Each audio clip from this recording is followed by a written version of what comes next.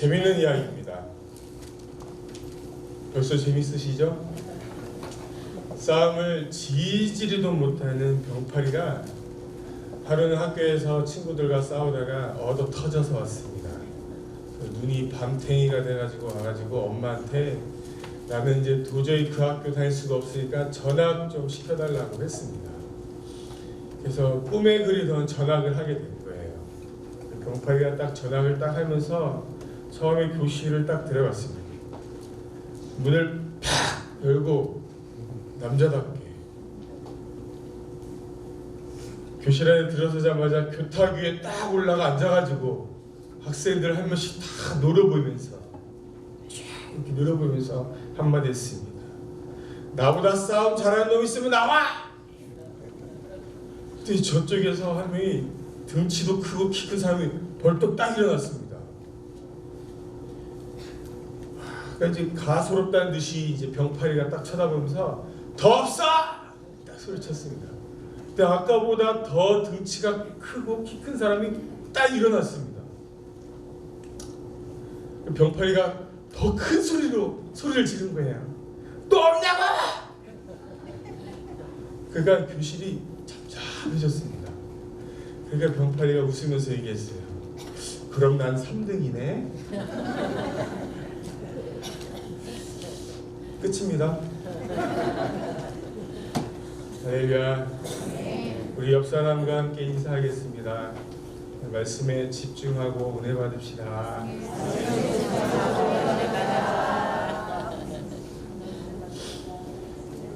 인생은 출생하는 순간부터 만남이 시작됩니다. 그리고 헤어짐으로 인생이 끝을 맺게 됩니다. 태어나면서부터 처음 만나는 사람은 부모님과의 만남, 또 가족 식구들과의 만남, 형제들과의 만남, 또 살아오면서 주변 사람들과의 만남, 또한 좋은 스승님과의 만남, 또 좋은 목사님, 또 장로님, 권사님, 집사님과의 만남, 또 성장하면 배우자와의 만남, 이런 만남의 연속이 계속되고 있습니다. 만나고 헤어지고, 만나고 헤어지고, 만나고 헤어지는 것이 인생입니다. 오늘 본문에도 보면 한 부자 청년이 있습니다. 근데 이 부자 청년이 누구랑 만났냐면 바로 예수님과 만났습니다. 여러분, 이 부자 청년이 예수님을 만났는데 잘 만났습니까? 아니면 잘못 만났습니까? 아주 잘 만났습니다. 아마 인생의 만남 중에서 가장 귀한 만남 중에 하나가 아마 예수님을 만나는 만남일 것입니다. 이 부자 청년은 자기 인생 중에서 수많은 만남들 중에서 최고의 만남을 가진 것입니다. 그런데 이 청년이 예수님을 만났어요. 최고 좋은 만남을 만나고 나서 그 다음 행동이 뭐냐면 근심하면서 갔다라는 겁니다. 예수님을 처음에 찾아왔을 때는 기대를 가지고 어떤 이유를 가지고 목적을 가지고 주님을 찾아와서 만났어요. 그렇죠? 그런데 왜 돌아갈 때는 근심을 하면서 돌아갔을까요? 어쩌다가 이런 일이 생겼냐라는 거예요. 근심했다는 말이 뭐죠? 마음이 무너졌다는 말입니다. 도대체 예수님을 만나고 왜 마음이 무너졌냐는 거예요. 여러분, 성경에 나오는 수많은 사람들이 예수님을 만나고 마음이 무너져서 근심해서 갔습니까? 아니에요. 성경에 있는 수많은 사람들이 예수님 만나고 기뻐서 갔습니다.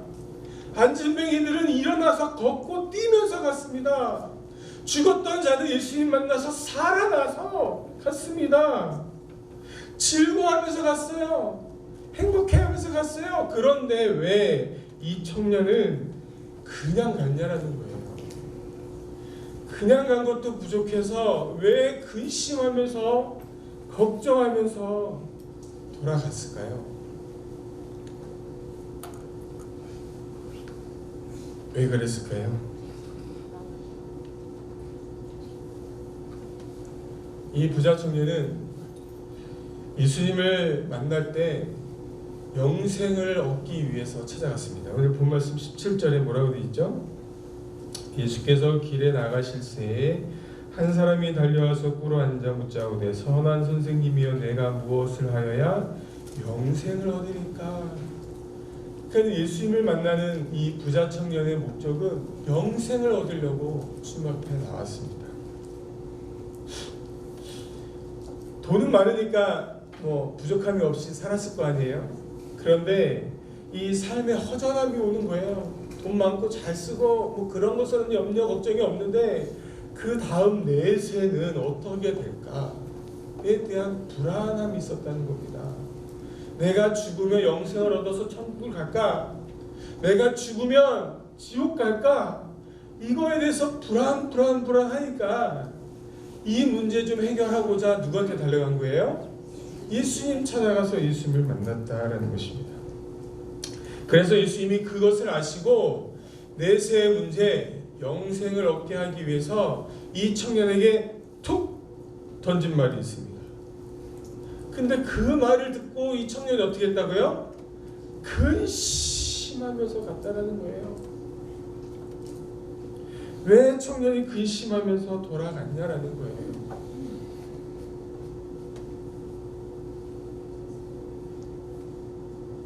이 청년은 예수님을 만나서 근심하게 된 이유는 놓치고 싶지 않은 것이 있었기 때문입니다. 놓치고 싫어요. 이거는 정말 놓치고 싶지 않아. 이걸 놓치고 싶지 않으니까. 그것이 뭐냐면 눈에 보이는 이 현실, 눈에 보이는 이 현실을 내가 버릴 수 없었기 때문에 예수님의 말씀을 듣고서 근심하면서 갔다라는 것입니다. 자신의 모든 것을 버리면서까지 내가 내 세를 위해서 준비를 해야 되나? 벌써부터 아직 청년인데 내가 그래도 나이가 한 90세 정도 되면 그때는 이제 좀 살아봤고, 그쵸? 쓸맛 써봤고 다 했으니까 인생의 쓴맛, 단맛, 짠맛, 싱거운 맛 다 봤으니까 이제 그때는 내가 내 세를 위해서 준비하면서 하나님 말씀대로 살 수 있는데 이 사람은 청년이에요. 아직도 해야 할 일이 많고 하나님이 버리라고 하는 거가 버리면 현실 속에서 내가 살아갈 수 없는데 어떻게 그거를 벌써부터 버리면서까지 내 세를 내가 준비하면서 살아야 되느냐, 이런 생각을 했다라는 것입니다. 그래서 이 부자 청년의 눈에 보이는 현실이 아직 괜찮다는 생각 때문입니다. 나름대로 도덕적으로 살았어요. 그쵸? 이 친구가요, 살인도 안 했어요, 간음도 안 했어요, 도둑질도 안 했어요, 거짓말도 하지 않았어요, 속이지도 않았어요, 빼앗지도 않았어요, 부모님 공경했어요. 저 어때요? 1등 신랑감이죠. 게다가 돈도 많아요. 이런 신랑감 먹고 싶지 않으세요? 네? 괜찮잖아요. 돈도 많아요. 네? 와, 살인도 안 했어요, 간음도 안 했어요, 도둑질도 안 했어요, 거짓말도 안 해요, 속이지도 안 뺏지도 않아요, 부모님도 잘 공경해요. 1등 신랑감입니다. 주변에서 이 사람 괜찮다고 얘기합니다. 나름대로 계명 잘 지키고 주변에서 괜찮은 자로 막 인정을 받으니까 스스로에게 어떤 생각이 들어요? 안도감도 들고, 또 지금은 아직 기회가 아니다. 아직 내가 살아야 할 날이 너무 많은데 어떻게 주님 말씀대로 이 많은 재산 다 버리면 1등 신랑감에서 갑자기 3등 신랑감으로 떨어지면 어떡하나? 재물을 다 버리면서까지 내가 영생을 얻기에는 좀 불편하다 라고 이 청년이 생각했다는 것입니다. 여러분, 합리적으로 돈이 있어야 살죠? 여러분, 돈 포기하고 살 수 있겠습니까? 목사인 저도 돈이 있어야 삽니다. 먹여 살려야 할 자식이 4명이에요. 넷째는 얼마나 우유를 잘 먹는지 3시간마다 우유를 달라고 그래요. 그 우유 대주려면요 돈이 있어야 돼요. 어떻게 그거 버리면서 따라갑니까? 영생 그렇잖아요? 그렇게 생각했다라는 거예요. 또요, 이런 안일함 때문에 부자 청년이 놓친 것이 있었습니다. 무엇을 놓쳤을까요? 죽음은 예고 없이 찾아온다는 것입니다. 재물로 해결할 수 없는 내세의 시간이 곧 임한다라는 것이에요. 쉽게 말하면 죽음은 어느 누구에게도 준비할 수 있는 시간을 허락하지 않습니다. 아직도 나에게는 상당히 많은 시간, 상당히 많은 기회가 있다라고 이 청년은 생각했다라는 것이에요.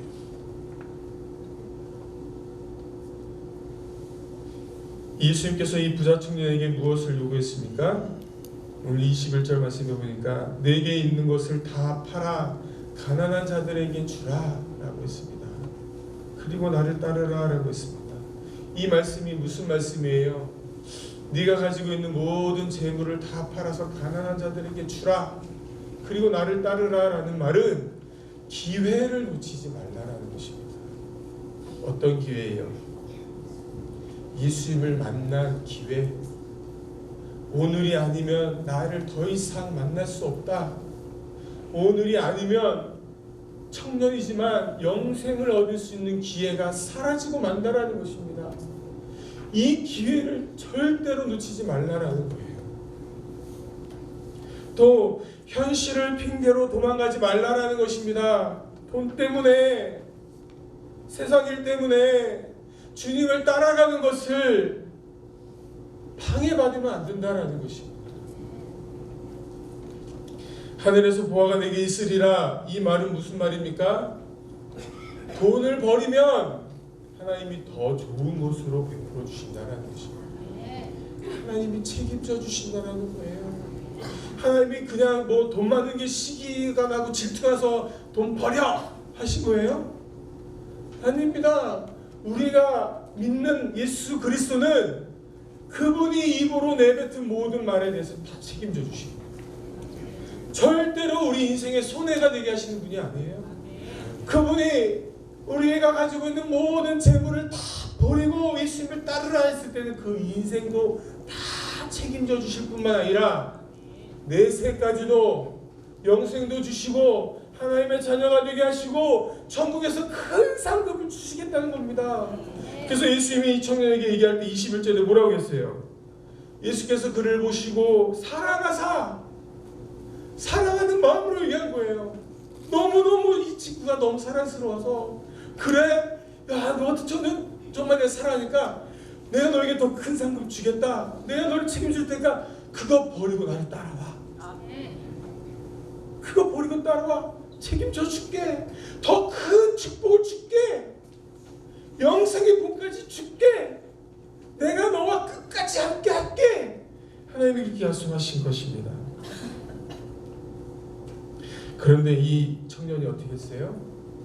근심하며 돌아갔다는 거예요.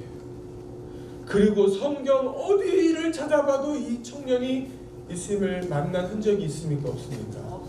없어요. 우리 합리적인 추론을 해봐야 돼요. 그럼 이 부자 청년이 영생 받았을까요? 영생을 얻지 못했을까요? 저는 얻지 못했다고 생각합니다. 예수님 만나서 영생을 얻을 수 있는 이 유일한 기회, 주님의 그 말씀을 무시하고 근심하고 돌아간 그 이상 이 친구에게는 다시는 기회가 없었다는 거예요. 주님을 더 이상 만날 기회도 없었고 영생을 얻지 못했고 이 청년의 인생은 끝났습니다. 사랑하는 성도 여러분, 사실 오늘 우리도 예수님 만나려고 이 자리에 나왔습니다.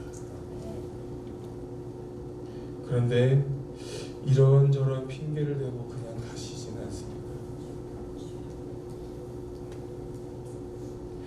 그냥 가면 그래도 감사해요. 근심하면서 가고 계시진 않습니까? 주님 만나려고 나왔는데 주님 말씀 듣고 주님이 야, 너 그거 버리고 나를 따르라 했더니 누구세요? 듣지 않고 그냥 가시진 않으세요. 주님이 헌신을 요구하니까 지금은 때가 아니에요. 주님 결단을 요구하니까 차차 기회가 되면 하겠습니다. 예수님 만나고 영생을 얻으라고 말하면 현실을 바라보면서 글쎄요 이렇게 대답하고 있지는 않느냐라는 거예요. 예수님께서 모든 것을 다 버리고 주님을 따르라고 말씀하셨는데도 불구하고 여전히 우리는 시간이 없어서 돈이 없어서 지금은 너무 바쁘니까 여유가 생기면 내가 다음에는 꼭 이렇게 핑계를 대지 않았냐는 거예요. 이렇게 많은 핑계와 이유들이 우리의 삶에 얼마나 많이 있는지를 모릅니다. 왜요? 예수님의 말씀보다 현실의 삶이 훨씬 더 중요하기 때문입니다. 오늘 예수님 만나고 영생을 얻을 수 있는 기회, 오늘 예수님을 만나고 내가 더 큰 축복을 누릴 수 있는 기회가 있는데 이렇게 핑계고 저렇게 핑계고 요리 빠지고 조리 빠지고 아파서 빠지고 시간이 없어서 빠지고 늙어서 빠지고 젊어서 빠지고 중년이라 빠지고 잘생겨서 빠지고 못생겨서 빠지고 뚱뚱해서 빠지고 날씬해서 빠지고 뭐 참 수만 가지 이유들을 대면서 안 하겠다고 합니다. 그리고 시험 들어서 가면서 근심하고 걱정하면서 갑니다. 예수님께서 우리 인생을 보면서 야, 너 안 괜찮아, 내 말대로 해야 돼. 그런데 우리는 뭐라고 하냐면 스스로 아직 괜찮아요. 저 아직 돈도 있고요, 직장도 있고요, 아직 살만해요. 주님 그렇게 필요하지 않아요. 그러다가 여러분의 힘으로 감당할 수 없는 문제가 오면 어떡하겠습니까? 만약에 하나님이 여러분들 자식을 치시면 괜찮으시겠어요?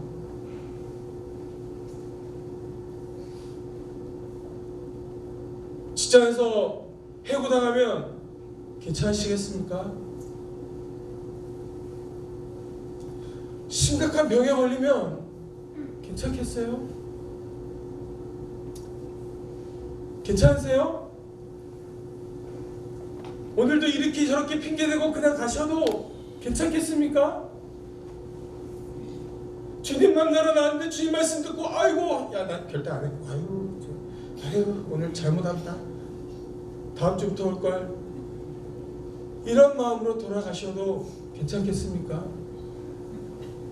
또 한 번 하나님이 한 번 치셔야 그때 눈물 콧물 짜면서 두 손 들고 두 발 들고 하나님 앞에 나와서 제가 잘못했으니까 하나님 믿음대로 살겠으니까 하나님 이 문제 제발 해결해 주세요 이러시겠어요?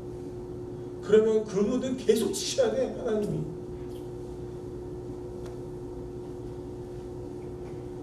오늘 그냥 가면 안 됩니다. 오늘도 그냥 가면 여러분 남은 인생 근심으로 가득하게 될지 모릅니다. 오늘이 내 인생의 최고의 찬스예요. 최고의 기회가 주어진 날이다라는 것입니다. 예수님의 음성은 내 인생의 모든 문제를 해결할 수 있는 유일한 답이라는 것이에요. 예수님은 나를 아시고 내게 맞도록 처방하신 것입니다. 여러분 몸이 아파서 병원에 갔어요. 의사가 따뜻한 물 먹어야 되고요. 약도 꼭 드셔야 되고요. 이렇게 처방을 하면 어떻게 됩니까? 그대로 해야 빨리 낫죠. 의사한테 당신 의사야? 아유 됐어. 찬물 마시고 약도 제대로 안 먹고 그러면 어떻게 돼요? 더 아프고 더 고생합니다. 우리 인생을 너무나도 잘 아시는 하나님이 내 인생을 처방하셨어요. 세상 것 좀 내려놓고 주님을 따르라. 내가 너희들의 인생을 다 책임져주고 하나님이 약속하신 엄청난 축복을 부어주겠다 처방하셨는데 왜 안 따라가냐는 거예요. 왜요? 현실의 삶이 더 중요하니까. 예수님의 말씀 더욱 중요하게 여기지 않기 때문이다라는 것입니다. 사랑하는 성도 여러분, 결단합시다. 대부분 돈이 없어서 시간이 없어서 주님의 일을 못한다고 핑계를 댑니다. 하지만 주님은 우리에게 다 팔아서 가난한 자에게 줘라 라고 말씀하셨어요. 더 이상 핑계대지 말고 주님 따르라 라고 말씀하셨습니다. 눈에 보이는 현실을 내려놓아야 내 인생에 더 큰 유익이 있다라는 것입니다.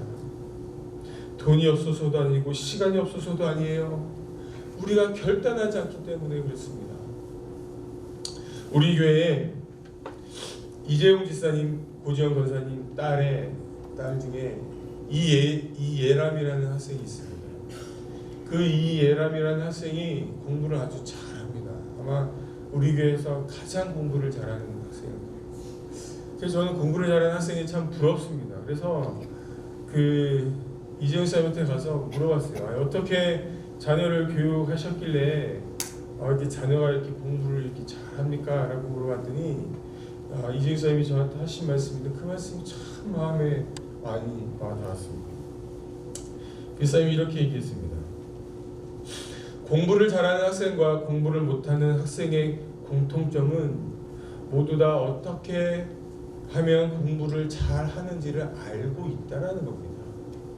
수학은 이렇게 공부해야 된다는 걸 알고 있고, 영어는 이렇게 공부해야 된다는 것을 알고 있고, 국어는 이렇게 공부해야 된다는 것을 공부를 잘하는 친구도 못하는 친구도 다 알고 있다는 겁니다. 그런데 공부를 잘하는 친구와 못하는 친구의 차이점은 이거 100만 원짜리인데 설교 듣고 저한테 맛있는 식사를 다 대접해 주셔야 됩니다. 여러분 자녀가 갑자기 공부를 잘하시면 아는 것을 실천했느냐 아는 것을 결단하고 실천하지 않았느냐의 차이라는 것입니다. 여러분 밤에서 여러분들 자녀가 꼴짜면 물어보세요. 야 영어 공부 어떻게 하면 되냐? 정확하게 얘기합니다. 그럼 너 왜 꼴짜냐? 아는데 결단하지 않고 안 해서 그런 겁니다. 아멘 하세요. 성경 다음으로 진리입니다. 그러면 공부를 1등하는 친구한테 물어보세요. 너 공부 어떻게 하냐? 그러면은 공부를 꼴찌 하는 친구하고 똑같이 얘기합니다. 영어 공부는 이렇게 하면 됩니다. 그럼 너 어떻게 1등해? 저는 그렇게 한다는 거를 알고 결단하고 그대로 매일 하기 때문이라는 거예요. 우리 청년들을 제가 가르치면서 지도합니다. 직장 때문에 공부하고 시험 준비하는 친구들이 있어요. 떨어지는 친구들은 왜 떨어지느냐? 딱 하나입니다. 어떻게 공부하는지는 정확하게 아는데 하려다 보면 누구도 걸리고 이것도 걸리고 저것도 해야 되고 이것도 해야 되고 그러다 보니까 어때요? 정작 공부할 시간은 없어. 잘 붙는 친구들은 어때요?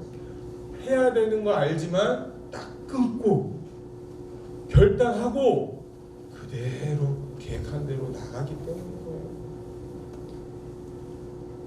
여러분, 내가 공부할 시간이 없어서 주일날 예배 빠지면서 공부한다고요? 천만의 말씀, 만만의 말씀이에요. 그 친구요, 월요일부터 금요일까지 데이트해야죠, 밥 먹어야죠, TV 봐야죠, 연애 프로그램 봐야죠, 친구 만나야죠. 그러니까 언제 공부해야 돼요? 주일날. 아닐 것 같죠? 그 사람 한번 24시간 같이 한번 살아보세요. 앉아있기는 앉아있습니다. 도서관에 착 앉아서 엉덩이 데피는데 1시간, 책 피는데 1시간, 옆 친구하고 수다 떠는데 1시간, 커피 한 잔 마시는데 1시간.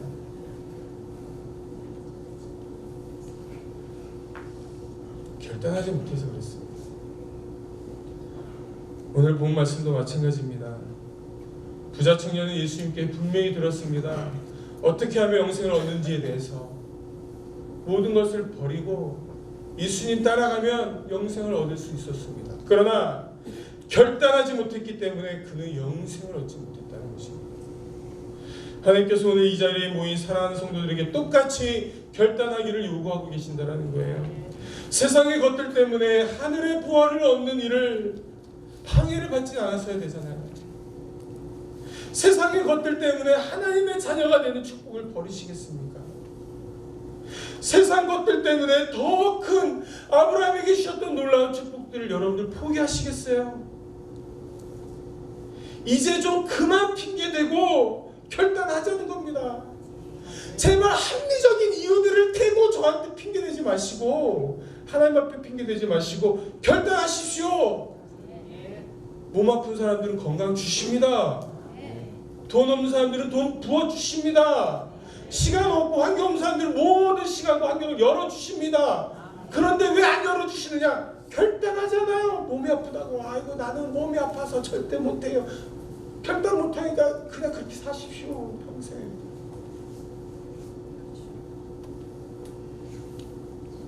주님 만나고 행복하고 주님 만나고 문제 해결받고 주님 만나고 복 받으려고 왔는데 왜 근심하면서 돌아가시는 거예요? 오늘만큼은 제발 그냥 가지 않았으면 좋겠어요. 결단 좀 합시다. 여러분들 믿는 하나님 째째하세요. 여러분들 부모님이 보이지 않는 하나님을 대신하잖아요. 저희 아버님은요 절대 째째하지 않으세요. 저희 아버님은요 한번 옷 사주러 나가면 무조건 최고급을 하나 사. 아니 진짜예요. 저희 아버님 항상 최고급을 사요. 어렸을 때 고기 먹으러 갈 때도 최고급 고기를 사주려고 딱 나갔는데 제가 최고급 짜장면을 먹느냐고 고기가 짜장면으로 바뀌었지만 저희 아버님은 항상 최고 좋은 것을 주시는. 하물며 하나님께서 여러분들을 책임져 준다고 할 때 채째하게 주시겠어요? 여러분들 믿는 하나님이 고만해요. 우리가 결단하지 못하니까 하나님이 안 주시는 거잖아요. 하나님은 당신의 처방대로 결단하고 움직이는 자 끝까지 책임져 주신다라는 사실입니다. 주님께서 버리라 이 말은 내가 너를 끝까지 책임져 주겠다. 버리고 나를 따라오면 너의 인생을 전부 다 책임져 주시겠다. 하나님이 약속하셨습니다. 그래서 예수님 따른 자는 망한 자가 하나도 없어요. 시편 37편 25절 26절에 보니까 다윗이 이렇게 고백했습니다. 내가 어려서부터 늙기까지 의인이 버림을 당하거나 그의 자손이 걸식함을 보지 못하였도다. 그는 종일토록 은혜를 베풀고 꾸어주니 그의 자손이 복을 받는도다. 다윗이 보니까 어려서부터 늙을 때까지 보니까 하나님께 결단하고 나가는 자들은 다 잘 된다는 거예요. 자손까지. 이런 고백이 제발 우리의 입술에서 좀 나왔으면 좋겠습니다. 우리가요 결단하지 못하고 못 따라가면 그만큼 우리한테 손해가 있다는 거예요. 오늘은 제발 그냥 가지 마시고 제발 좀 결단하고 하나님 말씀 붙잡고 세상보다 주님을 더 의지했으면 좋겠습니다. 신앙의 결단력을 가집시다. 결단해서 내 안에 있는 모든 인생의 문제들 다 축복으로 바뀌는 귀한 경험이 여러분들의 삶에 나타나기를 주님의 이름으로 축원합니다. 아멘. 결단을 하지 못하는 가장 무서운 적이 누군지 아십니까? 나입니다. 환경도 아니고 시간도 아니고 돈도 아니고 내가 스스로 결단을 하지 못한다는 거예요. 우리 이 시간 모두 다 결단하셔서 하나님의 말씀 믿고 따라가셔서 하나님이 여러분들의 인생을 끝까지 책임져 주시고 복된 인생으로 인생 역전하시는 사랑하는 귀한 성도님들 다 되시기를 주님의 이름으로 축원합니다.